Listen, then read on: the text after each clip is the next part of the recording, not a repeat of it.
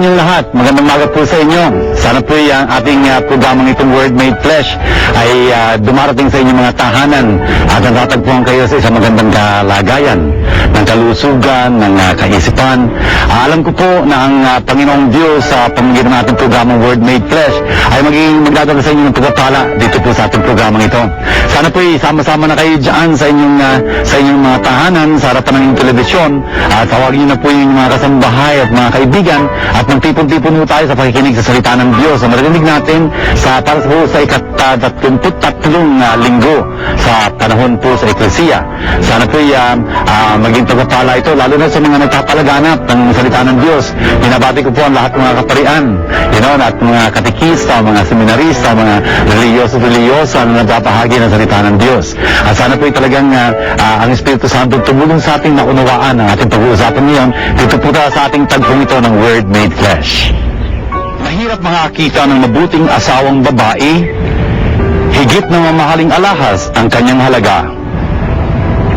Lubos ang tiwala ng kanyang asawa at saganang pakinabang ang makakamit niya. Pinaglilingkuran niya ang asawa habang sila'y nabubuhay. Pawang kabutihan ang ginagawa at di kasamaan. Wala siyang tigil sa paggawa, hindi na halos magpapahinga. Humahabi ng kanyang lino at saka ng lana. Siya'y gumagawa ng mga sinulid at humahabi ng sariling damit. Natulungin siya sa mahirap at nangangailangan bukas ang palad. Can I repeat that? Siya'y gumagawa ng mga sinulid at humahabi ng sariling damit. Natulungin siya sa mahirap at sa nangangailangan ay bukas ang palad. Nagdaraya ang pang-akit at kumukupas ang ganda. Ngunit ang babaeng may takot kay Yahweh ay pupurihin ng bala na. Ibuntun sa kanya ang lahat ng parangal. Karapat-dapat siya sa papuri ng bayan.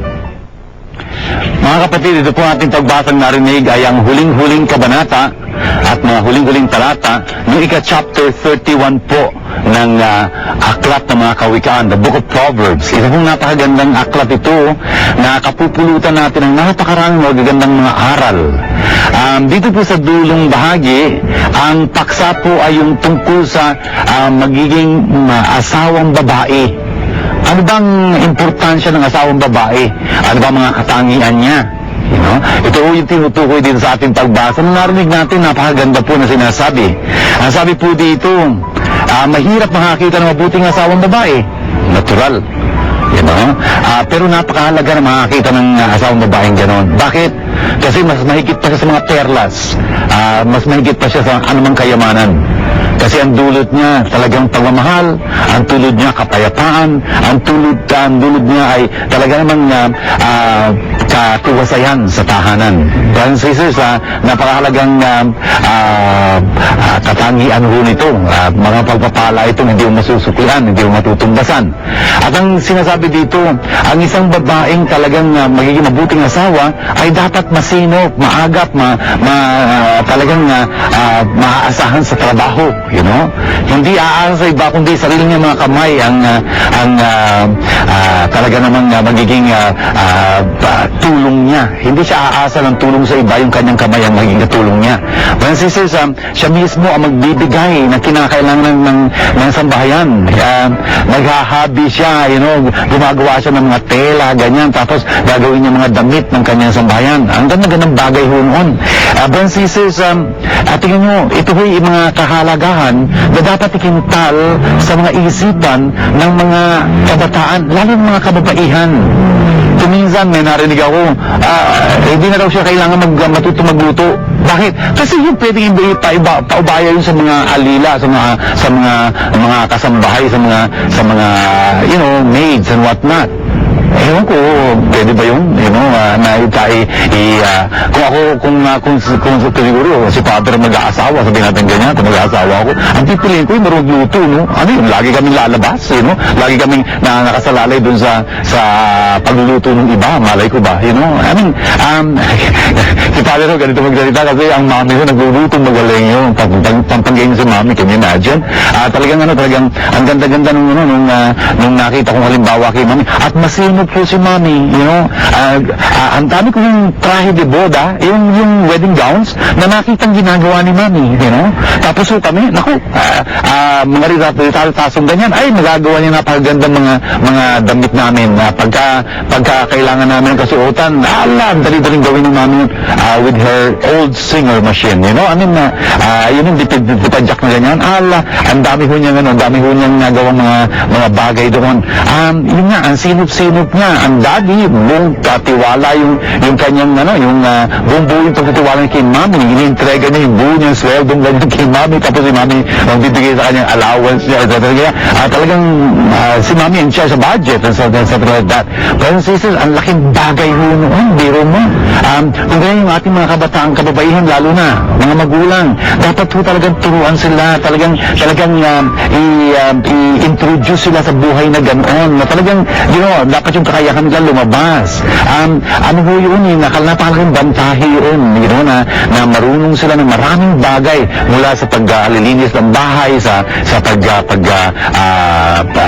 pagtatanim ng, for example, sa garden, tapos yung paglulutong ganyan, yung pagsususi, paggagawa ng kung ano man pwedeng gawin. Ewan ko lang kung napagpapatuloy pa yung home economic subjects sa mga eskwela. Napakagandang bagay ho nito kasi dapat handa ka para sa buhay, Hindi yung ewan ko, career lang. Teka muna, career, hindi naman lahat makapagkakareer, ang maganda nito, pagka nag-asawa ka, yung career mo, baliwala yun. Pagka nag-ataw, kasi nandun kayo sa bahay, dapat yung bahay tumatakbon magaling, yung career, medyo, sana, hindi lang yun ang papahalagahan. Pero sisters, napakahalaga po nitong pagbasa nito. Tingnan nyo, hamon ho ito sa mga magulang na talagang maging maagap sa pagtuturo sa kanilang mga anak. Pero sisters, mga magulang lalo na, tandaan ho ninyo, yung mga bata hindi tamad, hindi tamad. Pag hindi sila natuto magtrabaho dahil doon sa mga magulang yun, hindi sila pinatrabaho, hindi sila in-involved, Studies show na from 2 years old, for example, 2 years old kid, gusto nila talagang makisangkot. Kung kaya yung nanay, lalo na marunong, hindi niya pagbabawalan yung awat na rito, o doon ka sa labas, maglaro ka doon. Hindi ganun. Dapat, involved mo siya sa magagawa niya. And boy, that kid will grow up with self-esteem kasi meron siya nagagawa. And who knows, she might be better than the mother later on, Anyway, ang gusto ko yung sabihin, tama, dapat talagang yung mga anak ko natin, lalo yung mga kababaihan, maging maganda sila sa kanilang pagkatao, sa kanilang pananamit, sa kanilang ugali, at sa kanilang kakayahan. Napakadami ko ng kagandahan dapat matamo ng isang babae na po. At sa dulo ko nito, tingnan niyo yung kanyang observation. Ang sabi niya, magdaraya ang pang-akit, kumukupas ang ganda. Totoo naman mo yun, I mean, talaga yung ganda is just fleeting, At the end of the day, kukulubot din yung mga mukha o something like that.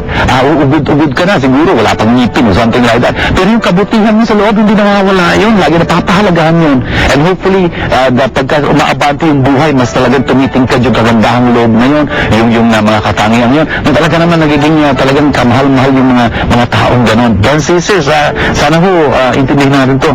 Yung sa mga kalalakihan, dapat narinig mo yung sinabi ng salita ng Diyos. Yung charm is really deceiving, beauty is fleeting. Talagang mawawala yun. Ano nga yung tinanong, iibigin mo pa ba ako pagka matanda na ako, pagka puti na buhok ko? Ewan ko, tanong na maganda yun. Well, sisters, lalo mga kalalakihan, hindi tayo dapat humaling o maakit ng ganda lamang, gandang panlabas. Kasi ang ganda-ganda ng features niya, tapos yung kasuotan niya, naka-makeup siya, ay, panlabas ho yun. Pagka umulan, makikita mo, mawawala lahat yung makeup na yun, etc. Ganyan, makikita mo lang doon kung tudunin na mabuti itong taong ito o hindi. Mga sisters, ang dapat pahalagahan, sino yung babaeng dapat na talagang tingalain? Yung may takot kay Yahweh, sabi dito. Ang babaeng may takot kay Yahweh, ang pupurihin ng bala na. Ganun mo yung totoo nun. Pagka yung takot ho nga pala kay Yahweh, please understand, hindi mo yung takot na panginginin. Kundi takot ng isang anak na mabigyan ng ikasasama, dadalamhati ng kalooban ng kanyang minamahal na magulang. Yun ho yung ibig sabihin ng takot dito. In other words, it's love. Actually, it's love for God. Yun yung sa babaeng may pagmamahal sa Diyos, yun ho ang dapat na talagang pahalagahan. Mga brothers and sisters na nanonood ngayon, sana ho, intindihin natin yun, ha?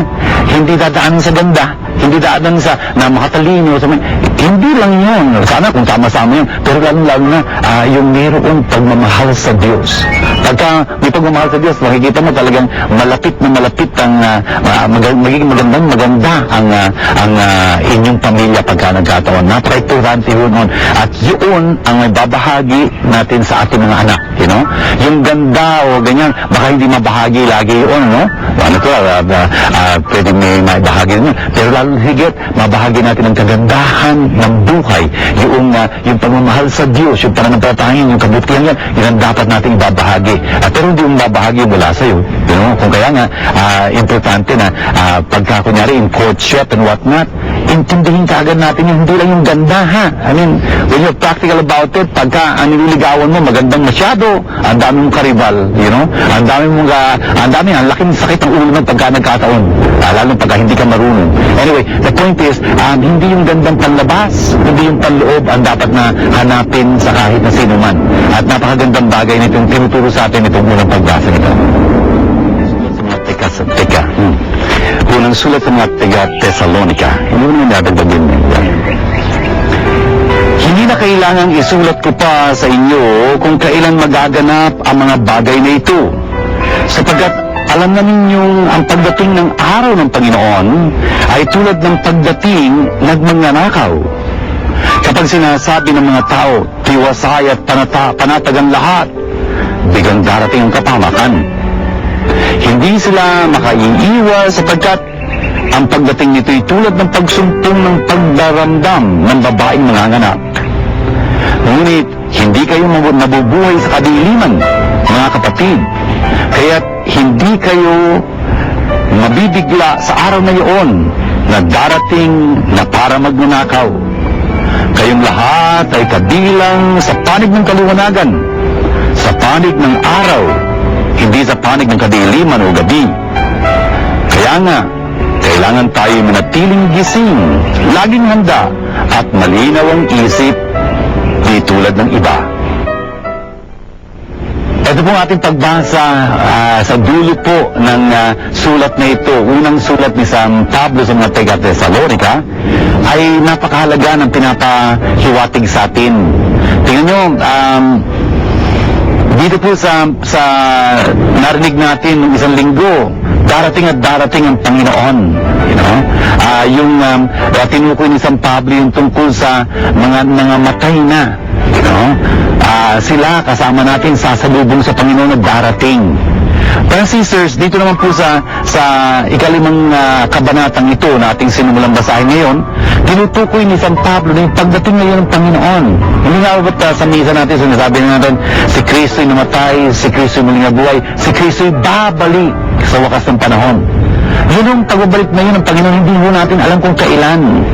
O nga pala ho, binabasa itong pagbasa nito tungkol sa muling pagbabalik ng Panginoon sa wakas ng Panginoon, ng panahon, kasi ho, patapos na ho ang taon ng Ecclesia, the ecclesiastical year, nagtatapos na ho. Ngayon ho, ika-33 linggo sa karaniwang panahon. Sa susunod ng linggo ay ang huling linggo na ho ng taon ng simbahan, kung kaya nga ipagdiriwang natin ang Christ the King, Cristo Rey.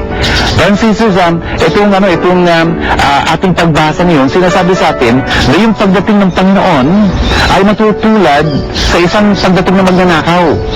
Then sisters, nakakarinig na ba kayo na ang isang magnanakaw na gumagawa ng appointment, tatawagan ka, uy, darating ako dyan mamaya, hintayin niyo ako. Hindi ganun yun eh, magnanakaw darating sa isang paraan na hindi mo inaasahan. Kung kailan, akala mo, ligtas ang lahat, tiwasay ang lahat, yung pala masasalisihan ka, Kung kaya anong ibig sabihin nito, dapat ang isang Kristiyano, laging gising, laging handa, laging malinaw ang isip. Brothers and sisters, napaka-importante po nito. Nandito tayo sa buhay na ito, naghahanda upang salubungin ng Panginoon na dumarating at dumarating. Hindi natin alam kung kailan, pero sa maraming paraan, dumarating at dumarating siya. Sa mga pagkakataon, binibigay niya sa atin, for example, gumawa ng mabuti. Sa pagkakataon ito, na makinig sa salita niya. Kasi sa pagkakataon ng mga salitang ito na binabasa natin mula sa Biblia at pinapaliwanag ni Father June dito sa ating programang Word Made Flesh, talaga naman na dumarating si Jesus sa ating mga puso. Paunlakan ba natin siya o hindi? Pero kung tutulog-tulog tayo, lalagpas lang ang Panginoon. Kung hindi tayo handa, dahil mas marami tayong pinagkakaabalahan, ay talaga namang hindi natin siya makikilala. Kung ang ating iisipan ay talagang gulong-gulo, dahil mas inuuna natin marami na bagay, kaysa sa Panginoon, kaysa sa buhay nating pang-spiritual din, yung ating kapangalan na tunay, ay talagang hindi natin makikilala ang Panginoon. Darating at darating siya, nagulat tayo, hindi natin nakalain, nandun na pala siya. Mga sisters, tingin nyo, importante ho na talagang handa tayo sa bawat sandali, na talagang tanggapin ng Panginoon na dumarating sa ating piling na hindi natin naasahan. At pagka ho nagkataon, pwede ho itong ipatungkol sa ating kamatayan. For example, total, Nobyembre naman ngayon. Ito ho ang buwan na ating talagang iniuukol sa paggunita sa ating mga yumao. Pinagdarasal natin sila, sa Panginoon. Si Father ho, for example, kadarating ko lang, bago nag-shooting na ganito, mula sa pagmimisa dun sa Manila Memorial Park para sa isang kaibigan. Kasi anniversary ng kamatayan ng kanilang ina, 5 years ago, ang bilis-bilis ho ng panahon. The point is, tayo rin pwedeng maging oras natin. Hindi natin alam kung kailan, Hindi natin alam kung kailan tayo tatawagin ng Panginoon, kung kailan darating siya upang talagang kunin tayo at mapasapiling niya. Francis, handa ba tayo? Importante na talagang yung ating pagkatao handang-handa. Ibig sabihin mo lang, talagang sinisikap natin mamuhay sa biyaya ng Diyos, hindi sa kasalanan. Talagang nagsisisi tayo, nagkukumpisaw tayo ng ating mga kasalanan upang maging handa tayo, anumang oras tayo tawagin ng Panginoon. Kaya sisters, itong pag-uusap na ganito, itong pag-uusapan ganito, parang sa ibang mga tao nakakasiwa, para bang hindi dapat pinag-uusapan. Ito naman ako, hindi sa isang Kristiyano. Alam natin ng ating buhay, hindi para din sa lupang ito. Ang sabi nga ni San Pablo, at tumingala kayo sa langit, isipin niyo yung inyong buhay kasama ni Kristo doon. Hindi niyo itutuon yung inyong mga isipan dito sa mga bagay lang ito. Natural lang dito tayo sa lupang ito, nasangkot tayo sa buhay na ito, talaga nakikibaka tayo sa kasamaan, talaga naghahanap buhay tayo, etc. Pero sa kabila ng lahat ng yon, talagang ang ating isipan ay nakatuon sa Diyos. Tingnan niyo yung ating mga mata ay nasa ating mukha, sa harapan, hindi sa baba. Kaya hindi tayo nakatingin lang sa lupa, nakatingin tayo sa hinaharap. Talaga namang naghahanda tayo para sa ating pagtagpo sa Diyos. Brothers and sisters, yun nga tayo dapat na talagang handa para harapin ang kamatayan. Ang sabi mo sa Biblia, talagang alalahanin mo ang iyong wakas. Narinig ko natin ito kamakailan na sa Ebanghelyo. Alalahanin mo ang wakas at hindi ka magkakasala. Think of your end and you will not sin. Brothers and sisters, napakahalaga ho noon.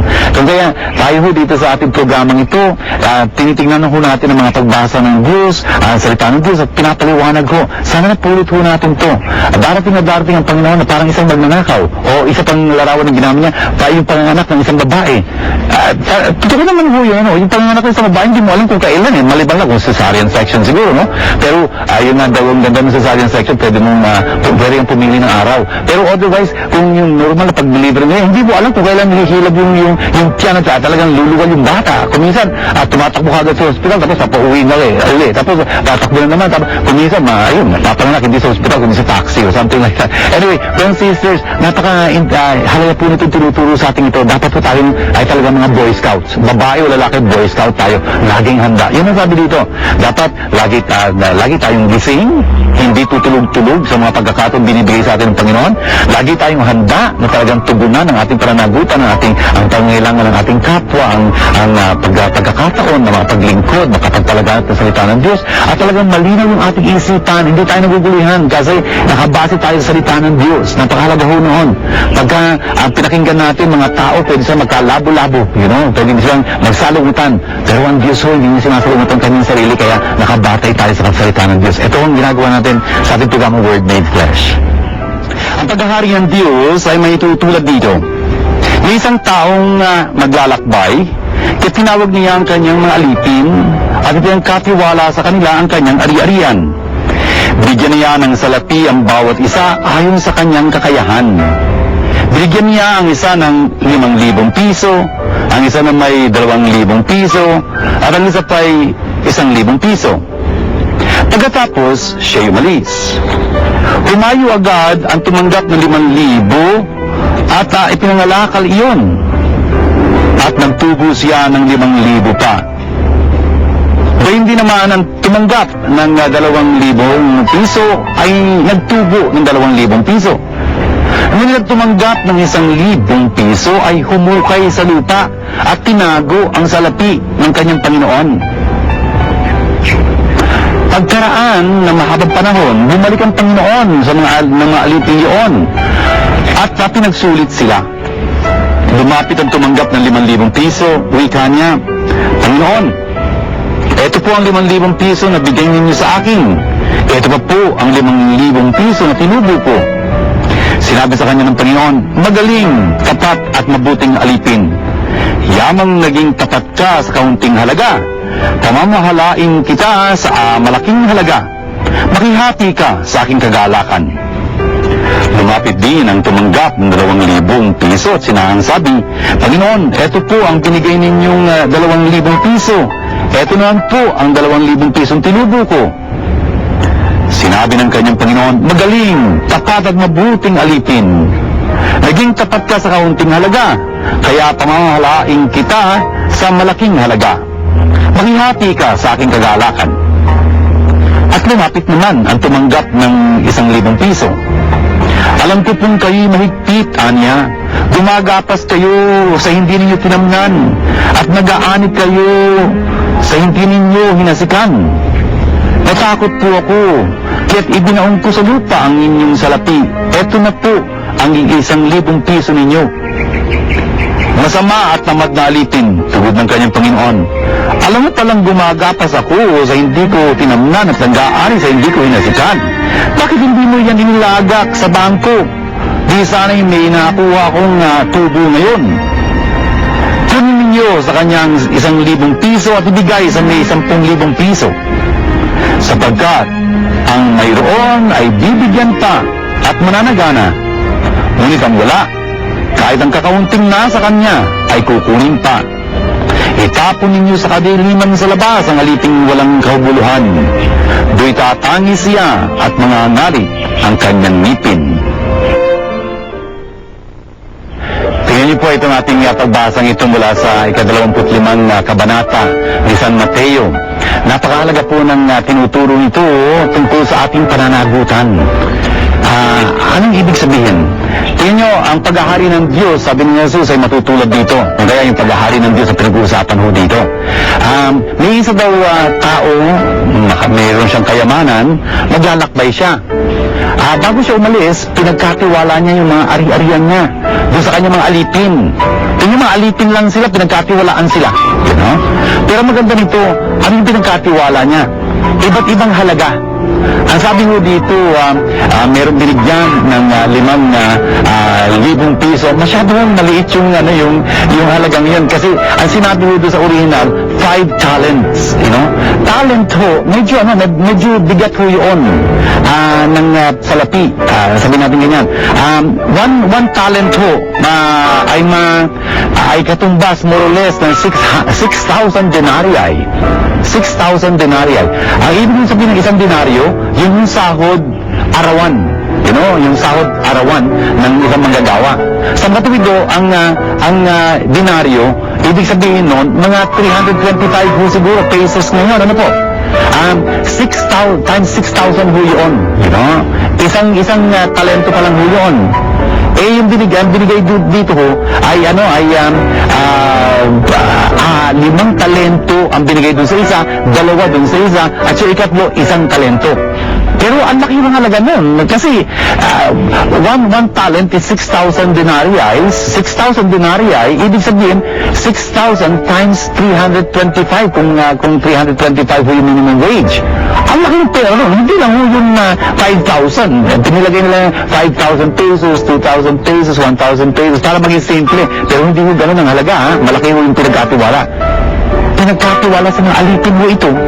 You know? Naging milyonaryo sila hindi oras.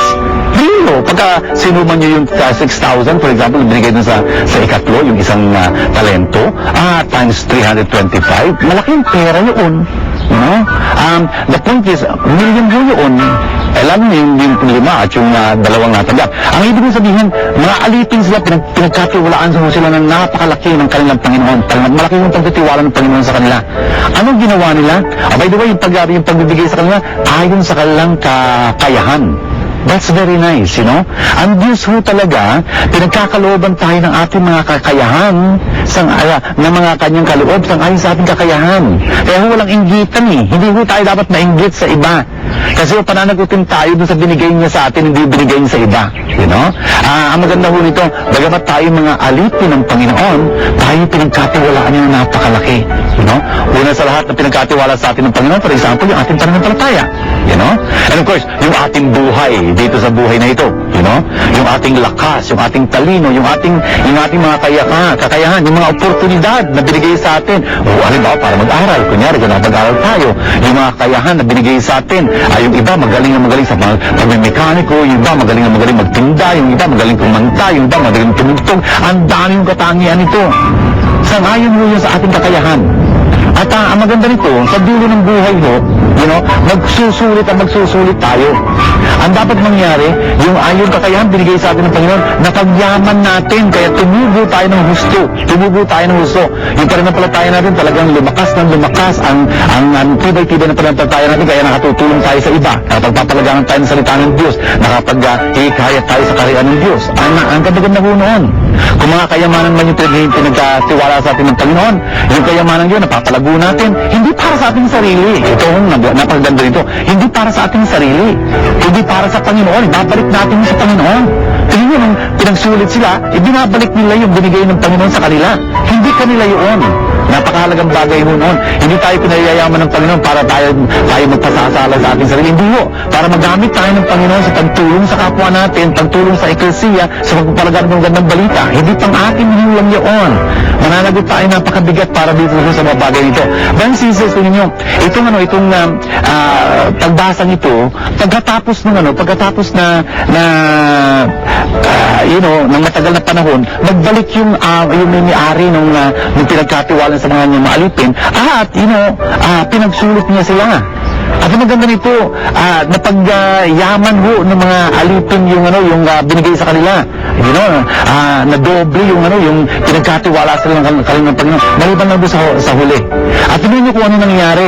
Dahil naging tapat sila, sabing ganyan, sa maliit na bagay, sila ay talagang pagpapalain niya at pamamalahain niya sa mas malaki pa. Ganun ho yun eh. Ang Panginoon ho, pagka nakikita niyo tayo talagang nagiging matapat tayo at pagkakatiwalaan sa pinagkaloob niya sa atin, ang ipapagkaloob niya sa atin, mas higit pa sa pinagkaloob niya sa atin dati. Ganun ho yung mangyayari.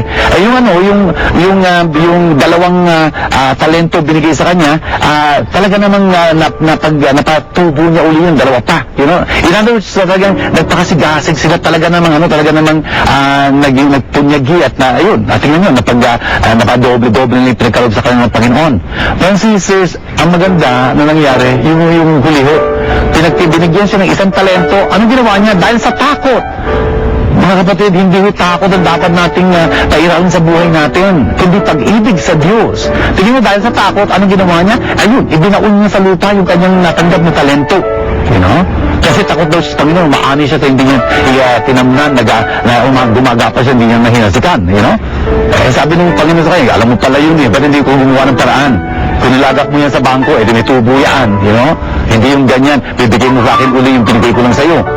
Talagang tamad ka pagka nagkataon. Kaya sisters, sana hindi masabi ito tungkol sa atin, you know? Kundi talagang sa ating pagsisikap, talagang pagpunyagi natin, talagang pagpupursigi natin, talagang yung binigay sa atin ng Panginoon, hindi natin ibabaon sa lupa, you know? Kundi talagang gagamitin, ipupuhunan natin upang talagang yung binigay sa atin ng Panginoon, maparami pa natin sa ikararangal niya at magbibigay ho yung ganding pala sa atin. Friends, sisters, tingnan nyo, yung the word talent po nga pala, pumasok po yun sa wikang Ingles. Talent means endowment, kakayahan na binigay sa iyo. Pero talento ho, sa Griego, for example, at ginagamit po ng mga Hudyo, ano ho yan? Bigat ho yun ng salapi. Ng salapi.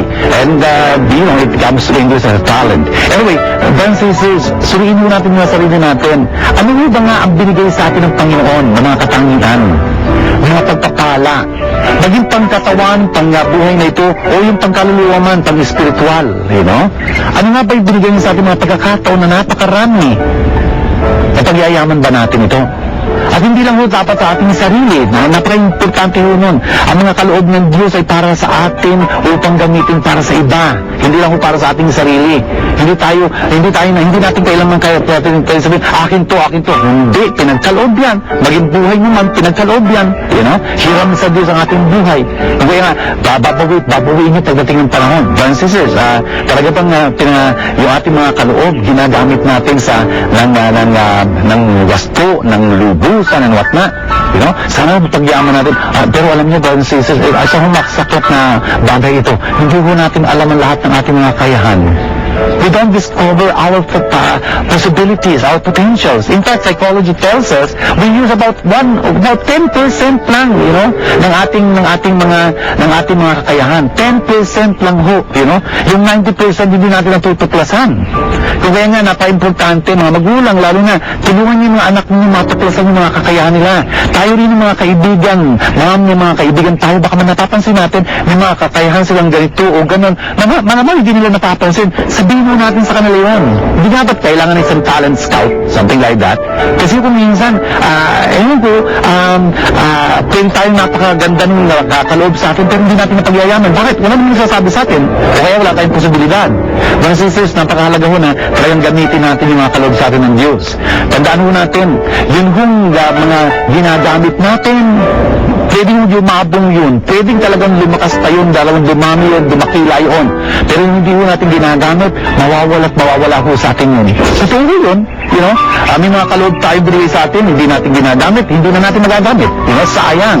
You know? Mga sisters, sana ho, talagang sikapin natin sa ating mga sarili na pagyamanin. Tandaan nyo, sabi ng Panginoon dito, yung mga mayroon na, bibigyan pa ng mas marami at sasagana. Yung kakaunti lang yung kanila, mismo yung konting yun, mawawala pa sa kanila. Totoo ho yung lagi ho nangyayari yun. Hindi dahil may nanakaw sa kanila noon. Hindi ho. Dahil hindi na ginagamit, tatamad-tamad sila o kaya hindi sila binibigyan ng pagkakataon, mawawala yung mga pagkakataon yun. Yung kanilang mga katangiang yun. Pero yung may mga katangiang ganyan na nakikita ng madla at talagang pinapaboran, talagang, ay naku, sumisikat pa yun, talagang tumitingkad yung kanilang katangian yun. At talagang nagana sila. Kaya sinasabi ko ng Panginoon dito, talagang totoo. Sana ho sa ating mga sarili, yun yung kaloob sa atin, isa ho napakaling kaloob sa atin ng Diyos ay ang kanyang salita, ang Biblia. Tignan nyo, sana ho dapat mas mapagyaman natin ang kaalaman ho natin sa Biblia ito. At pagka ganun mangyayari, sasagana ho yung buhay natin. Magkakaroon tayo ng katuwasayan, ng kapayapaan, ng pag-asa, ng pag-ibig. Talagang, ewan po, walang kadadaig sa atin. Bakit? Talagang lumalakas ho kasi ang salita ng Diyos sa ating mga buhay. Tignan nyo, dapat ito, pagyamanin natin ito salita ng Diyos ito. Ito ang sinisikap natin gawin dito sa ating programang Word Made Flesh. Sana ho, kung talagang nabibiyaan kayo nito, talagang ipahayag mo ho, ibahagi nyo po sa iba. Sabihin nyo sa kanilang programa natin. Tapos yung natututunan nyo, i-share ninyo. Kasi hindi kayo makakasigurado na natututo kayo kung hindi nyo kayang i-share. Really. You never will know that you know something unless you can share it. siguro alam mo lang sa input pero hindi mo masabi. Pagka masasabi mo yung masashare mo yung natutunan, then you can really say you know, otherwise not yet, you know. Then sisters, sana kung nabibiyaan nga kayo nitong ating programang ito, sana tulungan niyo itong programang ito para mapagpatuloy natin ng pag-upayag ng salita ng Diyos. Importante ho na talagang mas marami pa makarinig ng ating programa upang mas marami pa makaalam ng salita ng Diyos at talagang mapagyaman nila itong kaloob ng Diyos na ito at mapagpala din sila. Kung kaya nga, ito yung ating pinagsisikap ang gawin dito at sa ating programang Word Made Flesh. Dito po sa ating mga pagbasa para sa tatlong linggo sa karaniwang panahon ng Eklesiya, tayo po'y talagang tinuruan ng Panginoon sa maraming mga katotohanan dapat nating mapulot at maisabuhay. Narinig po natin sa unang pagbasa kung paanong dininan doon yung katangian ng isang mabuti o butihing may bahay, asawang babae, na talagang dapat maging hamon ho para sa mga kababaihang nakikinig ngayon sa ating programa, lalo na yung mga asawang babae dito. Talagang yun dapat maging panuntunan natin sa buhay na po, maging masigasig, maagap, talaga namang mapagkakatiwalaan ng puspusan ng kanilang mga asawang lalaki. At talagang pakita nila sa kanilang pagiging mapaggawa sa tahanan yung napakalaking katangiang yun na inaawit dito sa ating pagbasa po kaninang sa unang pagbasa. At sana po ito'y magsilbing hamon, para sa mga magulang, lalo na nasanayin ng kanilang mga anak, lalo ng kanilang mga kababayang anak, na talagang maging karapat dapat balang araw na maging isang butihing may bahay din kung yun ang bukasyong pagtawag sa ng Panginoon. At sana tandaan natin yung sinabi sa dulo nung pagbasa yun, ang pang-akit ay lumilipas, ang ganda rin, ay hindi pagkakatiwalaan kasi lilipas yun. Sino ang babaeng dapat purihin? Yung may takot kay Yahweh. Ibig sabihin yung may pag-ibig kay Yahweh. Yun ang dapat na maging talagang layunin ng mga magulang na sanayin ng kanilang anak. Hindi lang sila pagandahin, kundi palapitin sa Panginoon kasi yun ang tunay na kagandahan nila na magmamalaki nila at magiging bantahin nila pagdating ng panahon. Kaya sisters, pinalalahanan po tayo ni San Pablo sa kanyang sulat sa mga taga-Thessalonica na darating ang Panginoon sa hindi natin inaalam o alam na panahon, Kung kaya dapat lagi tayong handa, lagi tayong gising, laging malinaw ang ating pag-iisip, dapat talagang pagdating ng Panginoon sa mga pagkakataon na binibigay niya upang makagawa tayo ng kabutihan, upang makalapit tayo sa Kanya, ay talagang matanggap natin siya malulhati. At ganun din po yung Ebanghelyo narinig natin. Tingnan nyo, ang Panginoon ho ay babalik uli, pagkatapos siya pinagkatiwala sa atin ang lahat ng mga katangi at kaloob na binigay niya sa bawat isa sa atin ayon sa ating mga kakayahan. Sana ho pagyamanin natin lahat ng nasa atin kung binibigyan tayo ng pagpanahon at pagkakataon ng Panginoon na kunyari matutong kumanta. E di magsanay tayong kumanta kung pagsayaw, kung pagtugtog, paggawa, at ang importante ho yung ating mga katanging binigay niya sa atin, talagang pagyamanin natin. And at well, binigyan ho tayo ng Panginoon ng napakalaking kaloob. Yung pananampalataya natin, yung pag-asa natin, yung pag-ibig natin, dapat ho lumalago rin ito, Ito ho ang isang layunin na ginagawa natin sa Word Made Flesh, the brothers and sisters, na talagang yung salita ng Diyos, na talagang pinagbabasihan ng pananampalataya natin, ay talagang mas maintindihan pa natin. Ganun ho ang ibig sabihin nun. Pagka ganun nangyari, yun ho ating kaalaman yun, na lumalago, lalago at magbubunga para sa ating mga buhay at magiging saganang buhay natin. Tingnan, ang laki ng kaibahan ng isang taong nananampalataya at nakakaalam ng salita ng Diyos sa isang taong walang pananampalataya o hindi alam ng salita ng Diyos. Wala siyang pangahawakan na pangako. Bakit hindi niya alam? You cannot claim something you cannot even mean. So, brothers and sisters, napakahalaga ho para sa atin na talagang yung mga kaloob ng Diyos, huwag nating ibaon sa lupa dahil sa takot sa Panginoon. Hindi. Dahil pagmamahal natin sa Kanya, gagawin natin lahat ang magagawa natin para mapagyaman natin ang ating mga kaloob. Ang sabi nga sa atin, ang mga kaloob ang mga kaloob na sa atin ngayon ay handog sa atin ng Diyos. Ang gagawin natin sa mga kaloob na ito, ang ating handog sa Kanya. You know? What we have is God's gift to us. What we do with our gifts is our gift to God. Brothers and sisters, napakaganda ho nito mga pagbasa nito. Ngayon gusto nating gawing panalangin. Sa ngalan ng anak ng anak at ng Espiritu Santo. Amen. Abba, mapagmahal aming Diyos at Ama, salamat po marami sa mga pagpapaalala niyo sa amin sa magang ito. Sana ho'y pagpalain niyo ang lahat ng aming mga ina, lahat ng mga kababaihan sa aming lipunan sa buong mundo. Sana po talagang pagandahin niyo sila, Panginoon. Hindi lang panglabas, kundi lang kanilang mga kalooban. Sana bigyan niyo sila ng mga biyaya na talagang makakamta nila ang inyong pagmamahal at lalago sila doon. Abba, hiniling po namin talagang pagpalain niyo ang lahat ng panood ng aming palatuntunan itong Word Made Flesh. Lalo-lalo na po yung mga magpapahayag ng inyong salita, ang mga kaparian, mga katikisan, mga lay ministers of the word, mga seminarista. Sana po tulungan niyo sila sa kanilang pagpapahayag ng magandang balita. Sana sila din maging magandang balita sa kanilang mga kapwa. Abba, hiniling po namin at tinataas namin sa inyo lahat ng mga may sakit na mahingi ng aming panalangin. Saan mo sila naroon ang mga mga karamdaman. Sana po idampian niyo sila ng kamay ninyong mapagpalat, mapagpagaling. Abba, hiniling po namin pagpalain yung lahat ng mga nangangailangan ng tulong ninyo, mga nalulumbay, namimigati, nangungulila dahil sa pagyaon ng kanilang mga mahal sa buhay. At yung po mga mayroong suliranin na kinakaharap, mga magulang na talagang mahihirapan dahil sa buhay. Abba, pagpalain niyo sila, tulungan niyo sila sa inyong awa at pag-ibig. At sa iyo po mga tumutulong sa amin sa aming palatuntunan ito, yung tumutulong sa amin financially, yung mga donors namin yun, ay talagang pagpalain niyo ng higit at lubos-lubusan. At yung pong nagnanais naman na tumulong sa amin, pagpalain niyo sila upang malaman nila na ang kanilang kabutihang loob ay pinagpapala niyo na. Ang lahat po ito ay aming ginagawang dalangin kasama ng aming ng Birhen, alang-alang kay Kristo ang aming Panginoon. Amen. Sumainyo ang Panginoon. At pagpalain po kayo masaganang makapangyarihan Diyos, Ama, at Anak, at Espiritu Santo. Amen. Ito po, dito po rin nagtatapos ang ating palatuntunan ng Word Made Flesh. Ano po yung naging pagpapala ito sa inyo? Hanggang po sa inyo mga muli natin pagkikita. Lagi kayong subaybayan ng Diyos, kalingain Santa Maria, at shalom ho sa inyong lahat.